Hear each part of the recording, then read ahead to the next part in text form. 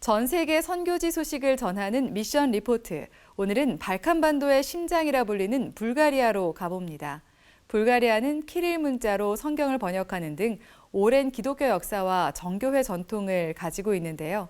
말씀의 회복을 통해 발칸반도 국가들뿐만 아니라 유럽의 재부흥에 중요한 역할을 할 것으로 기대됩니다. 불가리아의 김하엘 선교사가 전해드립니다. 발칸반도의 중심지 불가리아는 불가리아 주변 나라인 마케도니아, 그리고 루마니아, 알바니아, 그리스, 크로아티아, 터키 여러 나라들과 발칸반도를 이루고 있습니다. 불가리아는 키릴 문자, 즉 성경을 받아들이는 첫 번째 나라이기도 하거든요. 많은 나라들이 기독교를 받아들였지만 성경을 잘 알지 못해서 그냥 예배에 참석하고 그냥 가는 어떤 형식적인 것들에 치중했다면, 불가리아는 예수 그리스도를 받아들이는 그것은 성경을 받아들이는 것이다 라는 어떤 그런 입장으로 성경에 대한 공부들을 많이 했다고 합니다. 그래서 불가리아는 특별히 히브리어, 라틴어, 헬라어를 제외한 첫 번째 번역된 키릴 문자로 번역된 나라이기도 합니다. 세계 최초로 자기 민족의 언어로 성경을 읽을 수 있다는 그런 뜻들을 가지고 있습니다. 성경을 통해서 하나님을 알게 되고 하나님의 의로운 오른손, 즉 성령의 역사가 말씀을 통해서 일어나는 것을 체험했었던 나라이기도 합니다.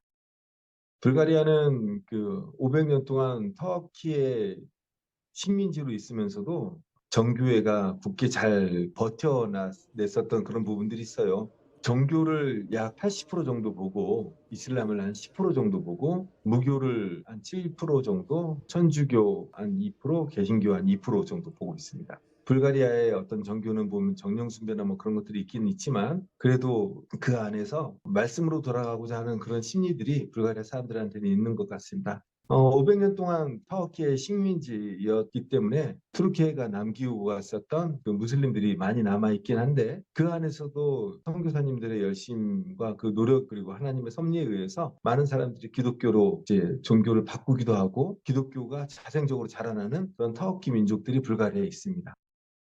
저희는 오픈발칸이라는 팀을 통해서 선교사님들과 함께 연합하고 하나님께 영광 돌리는 일치를 그런 꿈을 꾸는 그 사역들을 하고 있습니다. 여러 교회들을 현지 자립교회로 세우고 있고요. 자립교회로 세우는 것은 현지 교회는 현지화되어야 된다. 그래서 현지 교회는 재산권과 운영권과 영권이 그 교회들 안에 있어야 된다는 어떤 그런 취지로 교회들을 섬기고 있고요. 그래도 개신교들이 충분히 잘하고 있거든요.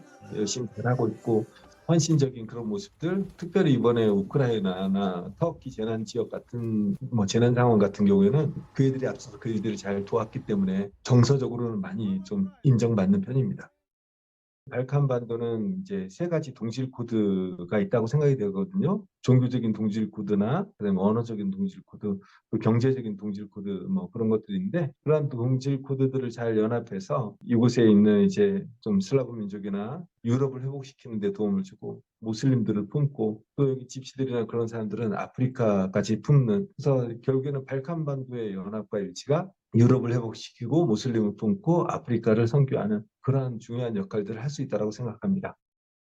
사실 정교라고 본인들이 신앙의 그 색깔들을 이제 표현은 하지만 그 약간 투명색 같은 그런 거예요. 자기가 하나님과 직접 해결하지 못하기 때문에, 하나님을 직접 만나지 못하기 때문에 사제를 통해서 만나거나 아니면은 이군에 새겨져 있는 성인을 통해서 만나거나 하는 건데, 어떻게 보면은 그 사람들에게 하나님과 직접 만날 수 있는 말씀, 이 사람들이 자랑만 할 것이 아니라 키릴 문자로 성경이 최초로 번역되었다라는 자랑만 할 것이 아니라 그것을 하나씩 하나씩 씹어서 하나님의 말씀이 자기 자신들의 세포가 되는 그런 일들을 도와주는 것이 교회의 역할이 아닌가 싶어요.